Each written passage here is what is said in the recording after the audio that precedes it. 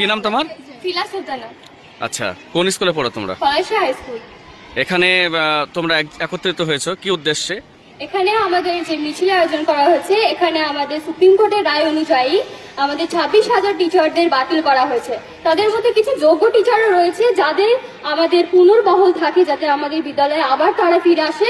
সেই আর্জি জানিয়ে আমরা এই মিছিল করেছি। আচ্ছা, শিক্ষকদের চোখের পরে দাম রাজ্য সরকার ও সুপ্রিম কোর্টকে দিতে হবে।